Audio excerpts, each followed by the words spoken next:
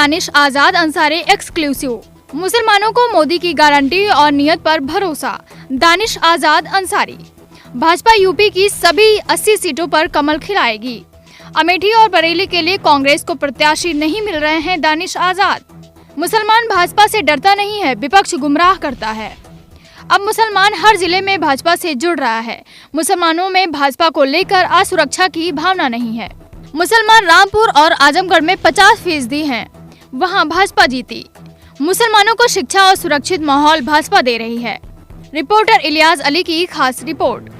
आज बुलंदशहर आपका आना हुआ है, इसके पीछे मकसद क्या है? देखिए, आज हम बुलंदशहर आए हैं, मकसद बहुत साफ है कि जिस तरीके से देश में तीसरी बार मोदी सरकार बनने जा रही है, ये देश का जन जन जानता है। उसका योगदान उसमें हमारे बुलंदशहर का भी रहे।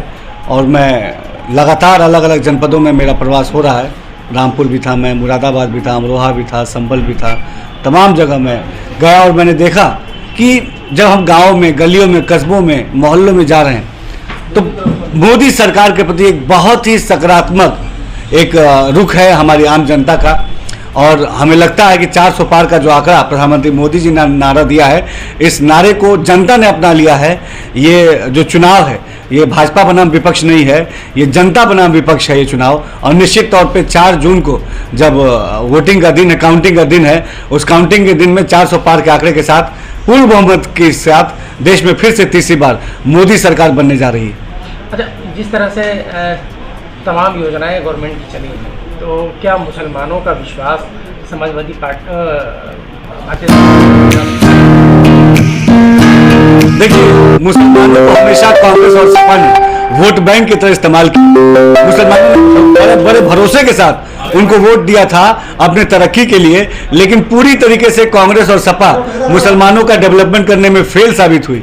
उसके ठीक विपरीत भारतीय जनता पार्टी प्रधानमंत्री मोदी जी के नेतृत्व में हमेशा भारतीय जनता पार्टी ने मुसलमानों के विकास के लिए, उनके तालीम के लिए, उनके तरक्की के लिए, उनके रोजगार के लिए, उनके बेहतर उद्योग के लिए, उनके जो हमारी महिलाएं हैं, अल्पसंख्यक महिलाएं हैं, उनको समाज की मुख्य धारा से जोड़ने के लिए, इनके स्किल को डेवलप करने के लिए, इन तमाम मुद्दों पर बड़े गंभीरता से हमारी मोदी सरकार ने काम किया है।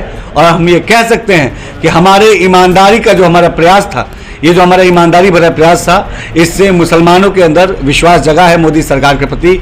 निश्चित तौर पे हर लोकसभा में बड़ी संख्या में मुस्लिम मतदाता भारतीय जनता पार्टी के पक्ष में मतदान करेंगे।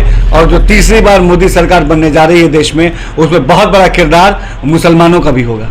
योजनाओं की बात तो ठीक है, उनको मतलब एक समान रूप से उनको योजनाओं का लाभ दिया रहा है, चाहे स्वास्थ्य की योजना हो, चाहे अन्य विभाग की कोई योजना हो। लेकिन सियासी भागीदारी की अगर बात की जाए तो पूरे उत्तर प्रदेश में एक भी कैंडिडेट लोकसभा का नहीं उतारा है। देखिए, भारतीय जनता पार्टी ने प्रधानमंत्री मोदी जी के नेतृत्व में हमेशा मुसलमानों के सामाजिक, आर्थिक, शैक्षणिक और राजनीतिक उत्थान के लिए काम किया है। हमने अच्छी शिक्षा के लिए मदरसों को बेहतर किया। हमने सामाजिक उत्थान के लिए उनके लिविंग स्टैंडर्ड को बढ़ाने के लिए उनको योजनाओं से जोड़ा। और राजनीतिक रूप से भी उनकी भागीदारी सुनिश्चित करने की नियत से आप देखिए, उत्तर प्रदेश में 2 विधान परिषद के सदस्य हमारे भारतीय जनता पार्टी से हैं, मुस्लिम समाज के। हमने राज्यसभा भेजा, मुस्लिम समाज के प्रत्याशी मुस्लिम समाज से आते हैं। हमने तमाम निगम बोर्ड आयोगों में हमारे मुस्लिम समाज के लोग मुस्लिम समाज की आवाज़ बुलंद करने का काम कर रहे हैं।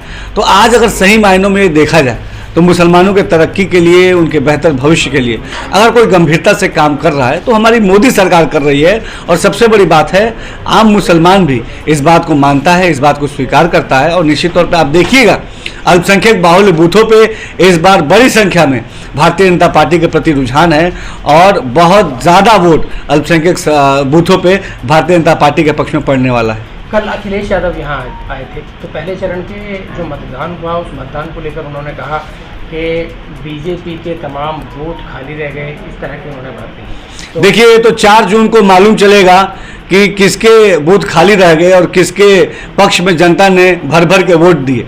जनता को आज मोदी सरकार की गारंटी पे भरोसा है, जनता को मोदी सरकार की नीति पे भरोसा है, जनता को मोदी सरकार की नीयत पे भरोसा है। और निश्चित तौर पे इस नीति और नीयत के बदौलत हमने जनता का विश्वास हासिल किया है। निश्चित तौर पे 4 जून को जब ईवीएम के काउंटिंग का रिजल्ट आएगा, आप देखिएगा उत्तर प्रदेश की 80 की 80 लोकसभा सीटें भारतीय जनता पार्टी जीतेगी। देश में फिर से तीसरी बार जो मोदी सरकार बनने जा रही है उसमें सबसे बड़ा रोल उत्तर प्रदेश की 80 लोकसभा सीटों का होगा और विपक्ष का खाता तक उत्तर प्रदेश में नहीं खुलेगा। अच्छा, माइनॉरिटी के जो मतदाता हैं उनसे अब क्या चुनावी माहौल में क्या अपील करना चाहिए? देखिए, तमाम हमारे अल्पसंख्यक समाज के जो हमारे मुस्लिम भाई हैं उनसे बहुत मेरा साफ दिल से एक मेरी अपील है कि ये वोट तरक्की का है, ये चुनाव तरक्की का है, ये चुनाव विकास का है, ये चुनाव बेहतर तालीम का है, ये चुनाव हमारे अल्पसंख्यक समाज के नौजवानों को समाज के मुख्य धारा से जोड़ने का है। अपने वोट को हमें ज़ाया नहीं होने देना है। देश का जन जन ये जानता है कि तीसरी बार मोदी सरकार बनने जा रही है, उसमें हम मुसलमान भी आगे बढ़ के उसमें सहभागिता करें। जिस तरीके से अभी लोकसभा का उपचुनाव हुआ 2022 में रामपुर और आजमगढ़, जिसको समाजवादी पार्टी अपना गढ़ कहा करती थी, उनके गढ़ पे भी भारतीय जनता पार्टी का जो कमल खिला है, ये अपने आप में बताने के लिए काफ़ी है कि अल्पसंख्यक समाज, मुस्लिम समाज अब भारतीय जनता पार्टी के पक्ष में है, तालीम के पक्ष में है, तरक्की के पक्ष में है, भाईचारे के पक्ष में है, विकास के पक्ष में है। जब मंत्री जी जिस तरीके से अगर डिम्पल और अखिलेश की जाए तो लगता है कि वो अपनी सीट भी बचा पाएंगे? देखिए, मैंने बताया कि समाजवादी पार्टी का कोई भी प्रत्याशी अगर चुनाव लड़ता है तो उसका खाता तक उत्तर प्रदेश में नहीं खुलेगा और उत्तर प्रदेश की 80 के 80 लोकसभा सीटें भारतीय जनता पार्टी के पक्ष में जाएंगी।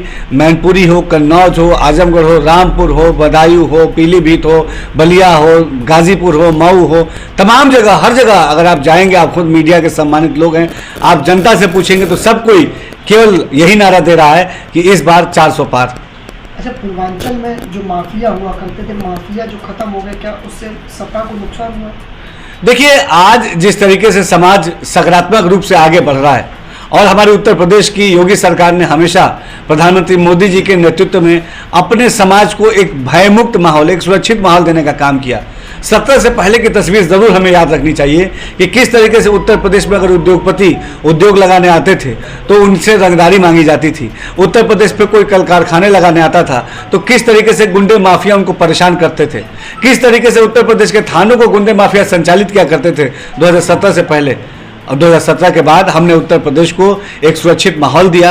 आज उत्तर प्रदेश विकास की तरफ आगे बढ़ रहा है। 35 लाख करोड़ से अधिक का ग्लोबल इन्वेस्टर समिट हुआ, जिसमें 35 लाख करोड़ से